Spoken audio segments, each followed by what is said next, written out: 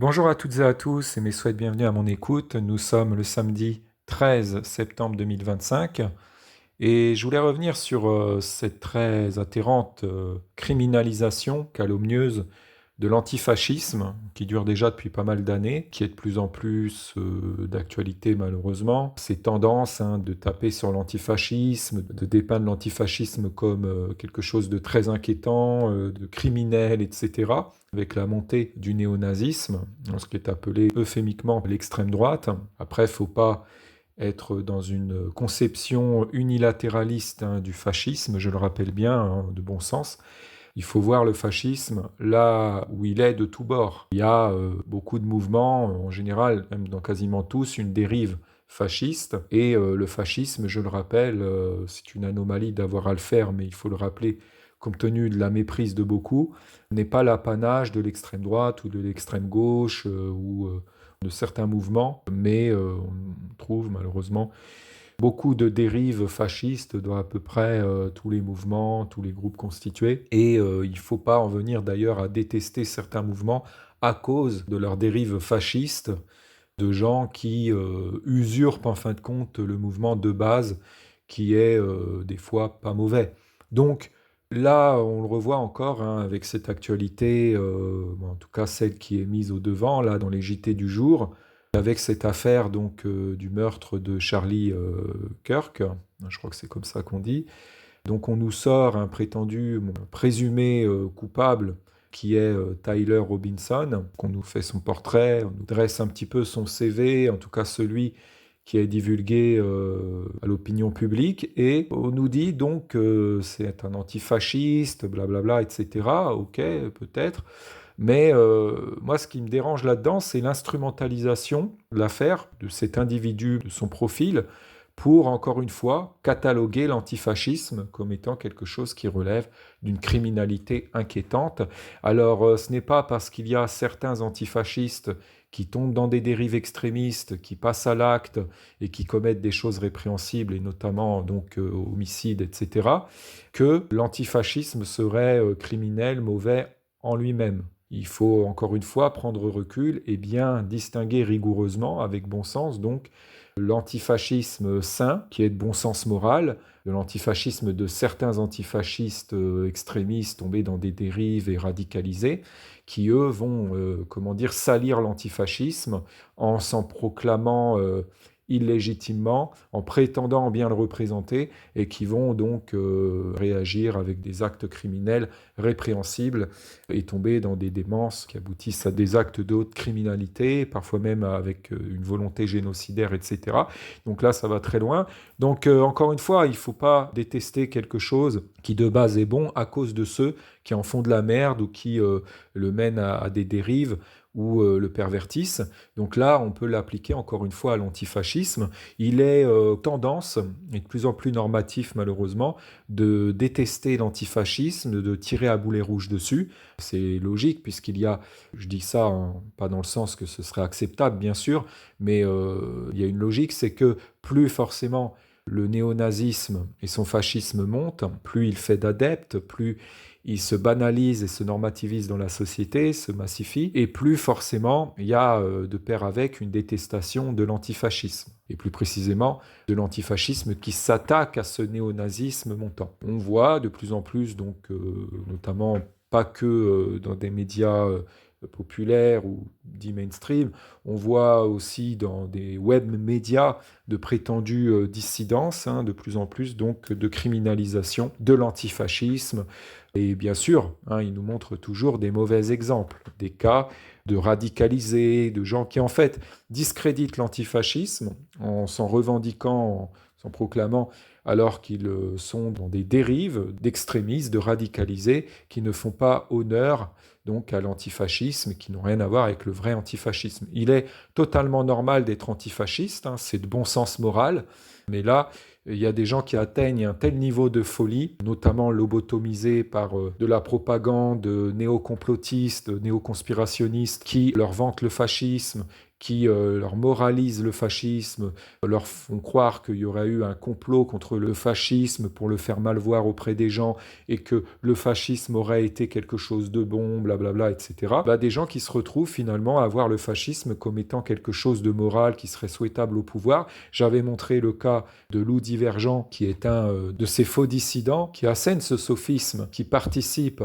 à essayer de décriminaliser le fascisme aux yeux d'un certain public et de le faire adopter comme quelque chose de moral qui serait souhaitable au pouvoir en essayant de faire croire qu'il rimerait avec fermeté morale, avec autoritarisme moral et donc qui serait souhaitable au pouvoir. Donc des gens comme lui vont partir de constats justes sur l'immoralité d'un système en place, l'immoralité de l'ordre établi, etc. pour ensuite donc tromper les gens en proposant du fascisme comme étant quelque chose de solutionnaire, comme étant un remède ou quelque chose de souhaitable au pouvoir, en fait en le faisant confondre avec l'autoritarisme moral.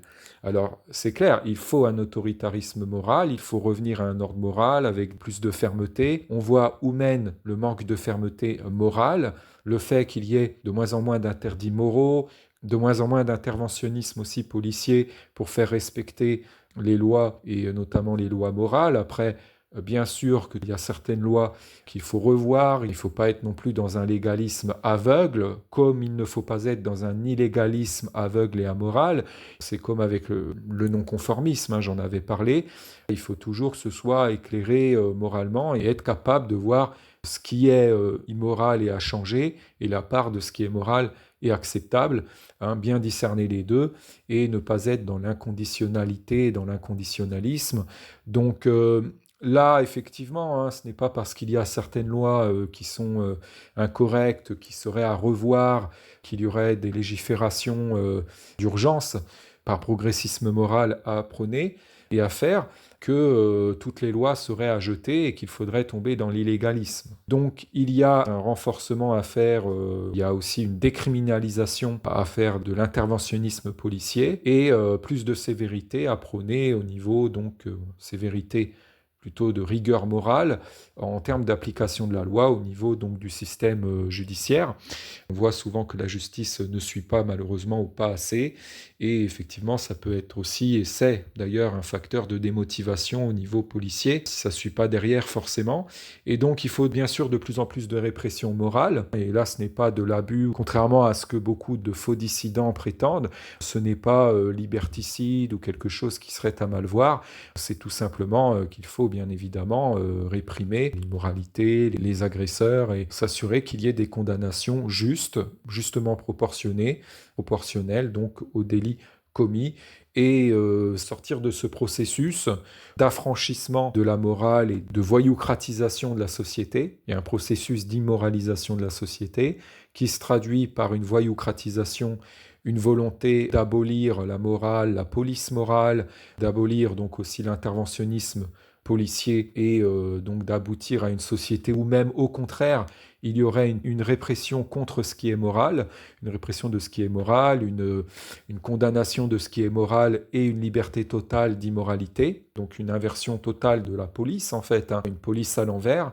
Là, qu'est-ce qui se passe? Par banalisation du fascisme, on a donc une criminalisation de la police antifasciste. Et avant cela, de l'antifascisme de citoyens, où il est de bon sens d'être antifasciste. Avec la banalisation du discours que certains diront d'extrême droite, mais ce n'est pas l'apanage de l'extrême droite, il y a donc de plus en plus d'hostilité vis-à-vis de l'antifascisme, alors que l'antifascisme c'est sain, c'est humain, c'est normal. Vous n'allez pas me dire quand même qu'être fasciste, ce serait bien, qu'être partisan du fascisme et par là de son immunisation, donc être contre l'antifascisme, ce serait bien, que ce serait du bon sens. Il y a des gens qui soutiennent ça, tellement ils sont fous, comme des gens qui défendent éhontément le racisme, on l'a vu, qui vont jusqu'à prétendre qu'il serait naturel, ou qu'originellement les peuples étaient tous racistes, etc. On a entendu le discours, ce discours immonde de la bouche de certains, qui ensuite, une fois qu'ils doivent répondre de leur racisme, se redéfinissent, se réinventent antiracistes, avec un culot assez monstrueux, dans la duplicité simplicité tout en continuant derrière une fausse image d'antiraciste, d'être raciste. C'est juste qu'ils ont peaufiné leur couverture ou ils l'ont parfaite pour mieux se couvrir. Ils ont travaillé à se couvrir plus vicieusement, plus perversement, ou ils subliminalisent leur racisme ou en le commettant sous couvert d'humour, etc. hein. Certains se reconnaîtront dans le constat que je fais là, pas besoin d'en nommer. Mais voilà, on a vu au fil de ces dernières années cette haine de l'antifascisme se massifier, s'intensifier. Et aujourd'hui, on en arrive là, hein, tristement. Et si on nous l'avait dit il y a 30 ans, on ne l'aurait pas cru.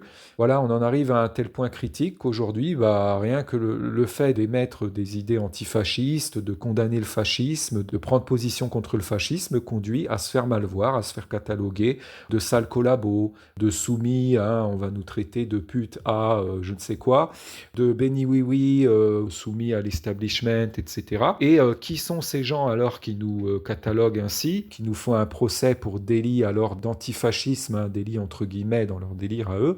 Ce sont pour la plupart des conspirationnistes primitivisés, lobotomisés, très bas du front, avilis par toute cette propagande de fausse dissidence, souvent à l'aune d'un certain antisionisme qui finalement part d'un mauvais postulat, qui part du postulat que le sionisme serait mauvais dans son concept de base. Je rappelle que ce qui est appelé alors dans cette fausse dissidence le sionisme et ce qui est criminalisé dans cette fausse dissidence en étant appelé le sionisme, donc, n'est pas le vrai sionisme. C'est en fait une dérive extrémiste qui a été nommée sioniste injustement, de façon erronée, et le sionisme, le vrai, il est sain, il est bon. C'est on va dire, le partisanat, pour résumer brièvement, pour la jouissance par les Juifs de leur droit légitime d'avoir eux aussi un pays, de faire nation, d'avoir une armée qui les protège, qui les défend, et leur droit de jouir des mêmes droits que les autres peuples, d'être respectés, d'avoir leur mérite, être reconnus, etc. C'est ça en fait de base. Après, comme ce sionisme authentique dérange des antisémites, des néo-nazis notamment, qui veulent voir les juifs disparaître et les voir être anéantis, ou si ce n'est pas possible, les priver de tout droit ou leur interdire l'accès à des postes de responsabilité et de pouvoir, faire une espèce d'exception pour les juifs, où eux spécialement ils seraient interdits, réprimés, etc. Ce sionisme, le vrai sionisme dérange ces gens, ils l'ont criminalisé en se servant en fait de certaines dérives extrémistes, puisque comme je l'ai dit tout à l'heure, il y a des dérives extrémistes un peu dans tous les mouvements, dans tous les trucs. Ils se sont servis de cette dérive extrémiste en faisant croire que ce serait le sionisme pour faire détester le sionisme. Ça, c'est une technique de manipulation très utilisée d'actualité, significativement, qui consiste donc à utiliser des dérives extrémistes pour faire criminaliser le tout. C'est comme les gens qui veulent faire détester, haïr le réalisme de certaines personnes éveillées en conscience vis-à-vis de l'ordre immoral établi, vis-à-vis de la réalité qu'il y a des complots. Effectivement, il y a des complots dans ce monde. Il y a des gens pervers qui redisent des complots, qui vont très loin pour manipuler parfois même une masse assez considérable de gens et qui sont très nuisibles en cela. Et donc c'est du réalisme tout simplement de reconnaître ces complots. Mais ça ne veut pas dire pour autant qu'on est des conspirationnistes délirants qui vont croire à ces histoires de reptiliens par exemple, ou qui vont croire à la Terre plate. Là, il y a des gens qui, pour discréditer ces personnes réalistes, vont les assimiler aux gens qui croient aux reptiliens, qui croient par exemple qu'il y aurait des reptiliens dans la société qui seraient sous apparence humaine, ou qui vont tomber dans des délires en croyant à la Terre plate par exemple, ou des choses comme ça, et qui vont les assimiler donc à ce conspirationnisme délirant qui est même là pour discréditer, pour donc leur enlever tout crédit et les ridiculiser, les faire voir comme des hurluberlus, des gens perchés, des fous, et conditionner un maximum de gens à ne pas porter crédit à leurs propos, à ne pas les écouter.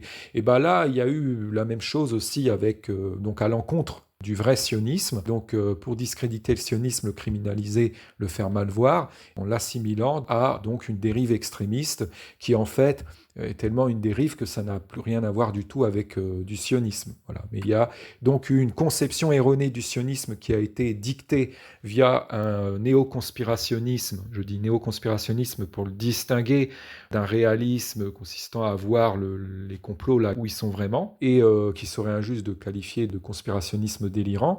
Le néoconspirationnisme avec sa doxa, sa propagande, tout ça, a mystifié beaucoup de gens en leur dictant une mauvaise conception du sionisme, pour les rendre anti-sionistes et leur faire détester le sionisme dans l'absolu, avec beaucoup de confusion suscitée, avec beaucoup de désinformation. Et aujourd'hui, on ne peut plus défendre le vrai sionisme sans se faire cataloguer au quart de tour de partisans d'un génocide, de partisans du pire, de néocolonialistes, etc. Pendant ce temps-là, derrière ce mouvement de l'antisionisme qu'ils ont massifié et de fausses dissidences, il y a un vrai néocolonialisme qui ne dit pas son nom, un vrai néo-impérialisme et un vrai néonazisme qui se grime alors en humanisme en utilisant la cause palestinienne, en utilisant l'image qui est donnée des Palestiniens et la souffrance de Palestiniens pour donc se faire passer pour du philo-palestinisme, du pan-palestinisme, pour se faire passer pour quelque chose qui serait pour la libération des peuples opprimés, pour de l'humanisme, etc. Et aujourd'hui, il y a des gens qui, par le simple fait de se proclamer, de se revendiquer comme étant dans ce mouvement de cet antisionisme, je dirais, mainstream, se font percevoir aisément comme étant des gens moraux, des gens sages, des gens qui ont du cœur, qui ont une belle âme, qui ont des belles valeurs, qui sont pour la défense des opprimés, qui sont contre les injustices, qui sont de bonne mentalité, humanistes, etc. Et ces gens sont tellement primitivisés quand l'État, et ce sera encore pire demain, vu comment ça évolue mal, qu'ils jugent au quart de tour les gens en fonction de s'ils sont dans cet antisionisme ou pas. Voilà, si vous n'êtes pas dans cet antisionisme-là, ils vont vous cataloguer au quart de tour sans chercher à voir qui vous êtes vraiment, quelles sont vraiment vos idées, vos valeurs.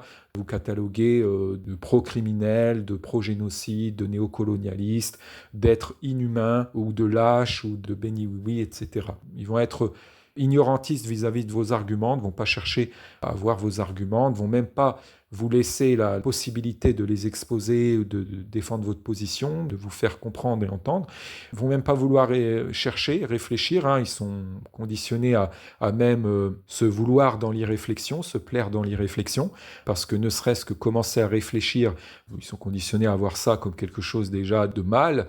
Ce serait déjà vouloir remettre en question la doxa de l'antisionisme, donc ce serait déjà commencer à se faire manipuler par les méchants, ceux qui, eux, sont conditionnés à voir comme les méchants, donc ils s'y refusent, et donc ce sont des gens très obtus d'esprit, et qui se montrent très fascistes, puisqu'ils ne supportent aucune objection aux idées constitutives de la doxa, aux croyances constitutives de la doxa, donc de cet antisionisme mainstream, et le comble, c'est que les gens qui sont là-dedans et qui se croient dissidents sont en fin de compte les plus gros idiots utiles des néocolonialistes. En fait, ils sont soumis à ceux qu'ils prétendent combattre. Donc encore une fois, ils sont mis dans l'inversion, et c'est là, d'avoir mis autant de gens là-dedans, dans cette inversion et dans cette bêtise, la réussite des manipulateurs à l'œuvre, qui sont des comploteurs, et les comploteurs les plus dangereux actuellement ne sont pas là où ces gens de la fausse dissidence qui sont en place, érigés en leaders d'opinion dissidente, nous font croire qu'ils sont. Ils sont bien plus vicieux, en fait ils sont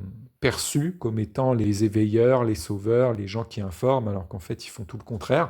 Voilà, là encore une fois, donc avec tout ça, il y a une montée d'un fascisme qui ne dit pas son nom, qui passe pour de l'humanisme dissident, révolutionnaire. Les gens qui véhiculent son idéologie, relaient sur les réseaux sociaux notamment, se prennent pour des réinformateurs dissidents qui mettraient leur pierre à l'édifice, au bon édifice de la dissidence, qui seraient des révolutionnaires, qui participeraient à leur niveau à éveiller les consciences, mais qui sont en fait réduits à une activité d'idiots utiles qui s'ignorent et qui sont au service d'une mauvaise cause, tout en croyant être au profit de la meilleure des causes. C'est triste, et il est très dur dans l'État de démystifier ces gens-là, très très dur. Je dis pas ça pour résigner des gens ou fataliser, mais il faut reconnaître que c'est devenu très très dur. Et pourquoi ? Parce qu'il y a cet automatisme à nous criminaliser, et direct, on est catalogué comme étant des antifascistes, et comme il a été donné une mauvaise image aux antifascistes, une mauvaise réputation, par assimilation à des gens qui sont dans une dérive, par analogie et homologie avec des gens calomnieuse avec des gens qui sont dans des dérives extrémistes et radicalisés, et ben, il y a une telle diabolisation et criminalisation de l'antifascisme qu'aujourd'hui, on peut plus rien dire contre ce fascisme montant sans se faire cataloguer d'extrémistes et tout ça. Donc ça, c'est terrible. On entend très peu de gens dénoncer ça. Moi, ce qui m'inquiète, c'est qu'on voit peu de gens se préoccuper de ça et s'inquiéter de ça, alors qu'il y a quand même un alarmisme de bon sens et de mise à avoir face à ça. C'est très inquiétant. Cette volonté de plus en plus affirmée et manifeste, devient indéniable, d'immuniser le fascisme. Des gens qui se mettent à en faire le panégyrique, toujours avec une théorie du complot, comme quoi il y aurait eu toute une conspiration, une machination pour monter la majorité des gens contre le fascisme, en les désinformant dessus, à son sujet. Et ils vont prétendre qu'il aurait été assimilé à tort au nazisme hitlérien, alors que non, le nazisme hitlérien, c'était bel et bien du fascisme. Il y a eu plusieurs expressions de fascisme, plusieurs mouvements fascistes dans l'histoire, bien évidemment. Le fascisme s'est montré à sévi sous plusieurs visages et plusieurs formes, de plusieurs façons, sous plusieurs noms, mais après, c'est vraiment du foutage de gueule que de poser le fascisme en victime de criminalisation diffamatoire ou de diabolisation injuste, en prétendant qu'il aurait été fou de l'assimiler au nazisme hitlérien. Voilà, le nazisme hitlérien nous a montré jusqu'où le fascisme pouvait aller, et c'est à retenir justement comme fait de fascisme alarmant, et justement pour éviter que le fascisme en vienne à prendre de l'ampleur, à gagner une masse suffisante de gens pour qu'on réassiste à ce genre d'horreur, à ce genre d'atrocité, comme celle commise avec cette Shoah, avec l'Holocauste.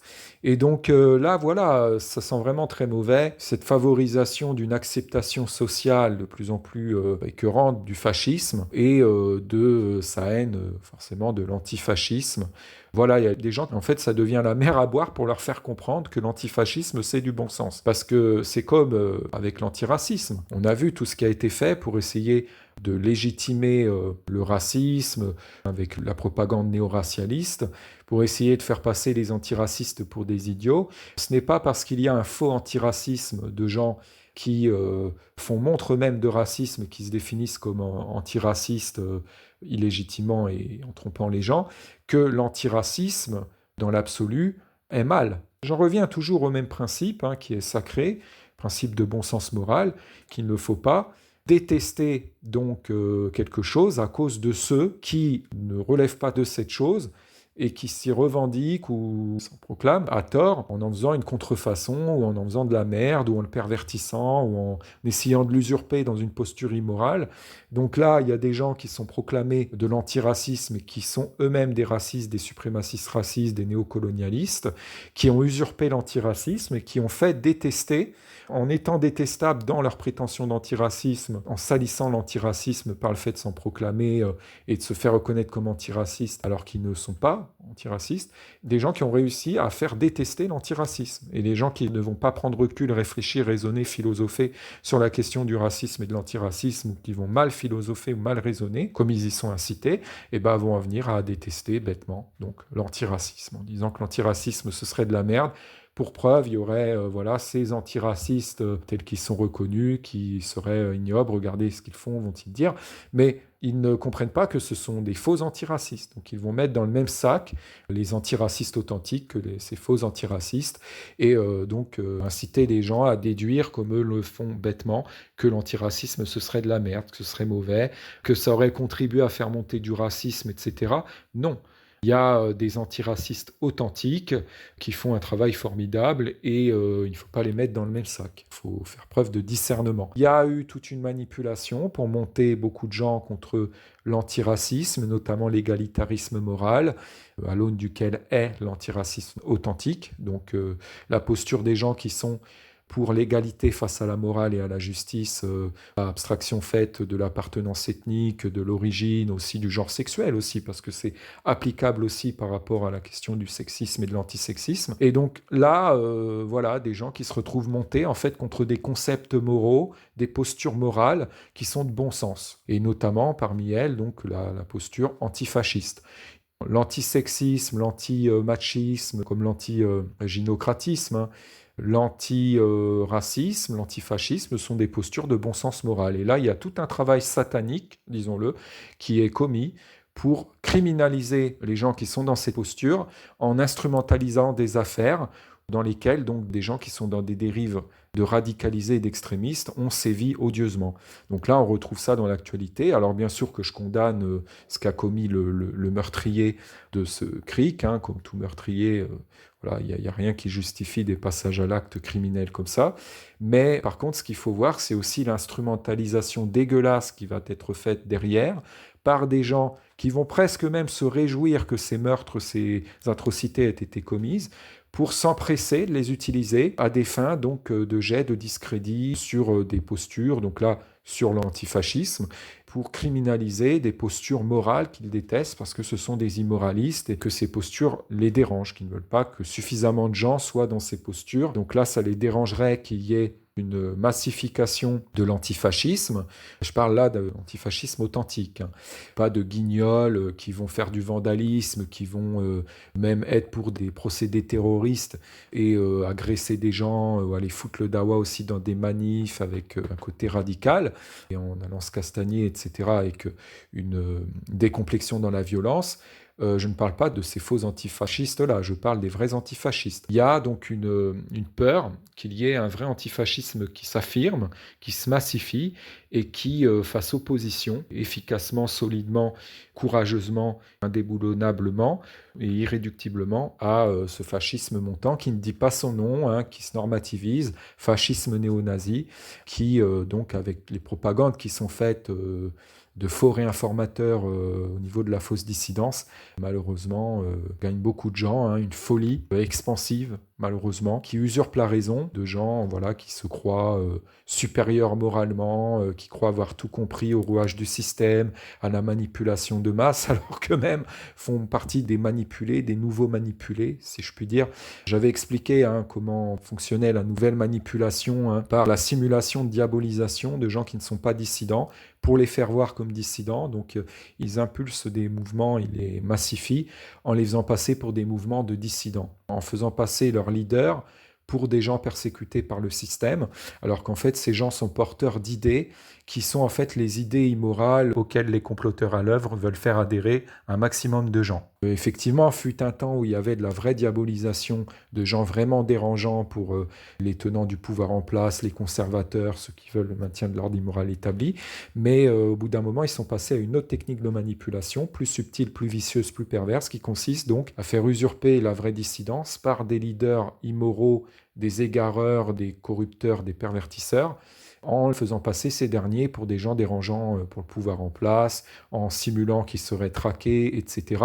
Chacun joue son rôle sur l'échiquier, c'est une grande comédie. C'est comme en politique, hein, où il y a des fausses rivalités, des faux antagonismes, et il y a donc en général un côté très binaire où il y a deux camps, et on nous fait croire qu'il faut choisir une de ces postures, que seules ces deux postures sont possibles, et en vérité, la bonne posture est ailleurs. Il joue sur le biais cognitif de tiers exclus, dont j'avais déjà parlé. Alors, il y a des mauvaises dualités, mais qui sont en fait des dualités relatives à des faux antagonismes, à des fausses rivalités, au sein même de l'immoralité, au sein même du mal. Mais ça ne veut pas dire que le fait qu'il faille être contre ces dualités-là qui sont intra-immoralité, et relevant de faux antagonismes, comme ça en fait les gens qui prennent une posture ou l'autre restent dans l'immoralité et dans une certaine servilité aux immoralistes qui veulent garder le pouvoir sur eux. En fait, le fait qu'il faille être contre ces dualités-là, ça ne veut pas dire qu'il faut être contre la dualité morale. Encore une fois, il ne faut pas se fâcher avec le concept de dualité morale à cause de ces dualités manipulatoires, ces dualismes manipulatoires et ces faux antagonismes intra-immoralité. Bon, je développerai peut-être là-dessus, je ne sais pas si j'ai été clair. Là, je suis en impro, j'essaie de verbaliser comme je peux. Il y a des choses aussi qui me viennent pendant que je fais l'audio, hein, dont je n'avais pas prévu de parler, de fil en aiguille. J'essaie d'accoucher aussi de certaines idées comme je le peux, en verbalisant comme je le peux là. Mais après, je pourrais refaire d'autres audios plus précis sur certains points. C'est tout ce que je voulais dire pour cet audio-là. Sur ce, je vous souhaite bon cheminement. Prenez bien soin de vous et éventuellement à une prochaine. Ciao!